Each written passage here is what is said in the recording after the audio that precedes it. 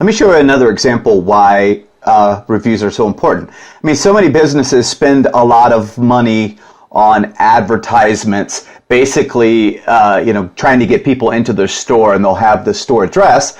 And the very first thing people will do is either type in that business's address to go there, and then they Google map it and they read reviews, or they just simply are looking in their town for the specific thing. So let's use the example of furniture rental, Mount Vernon, Indiana. So somebody is looking to rent furniture in that city. They type it in and they get this result. So the very first thing they're going to do is they're going to scroll down, usually hit more places.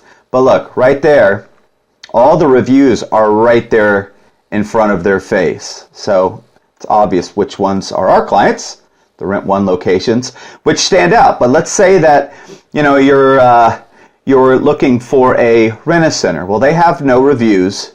So somebody clicks here, and it's having no reviews is not going to be a negative, but it's not a positive either. Now, let's say if you were looking for a Rent One store, and this is the store that you're looking for in that area, and you click it to get directions, well, you can see that it's just nothing but positive reviews. So even though that customer has said, okay, that's the store I want to go to, well, when they read these reviews, they're obviously in a much better place before they even walk in the door.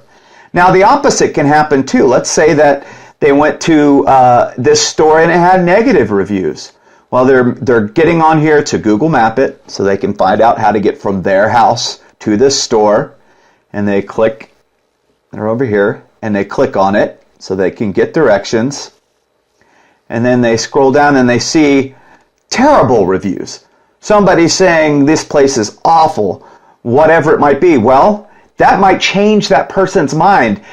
And in fact, I think that in a certain percentage of people, they just decide not to go.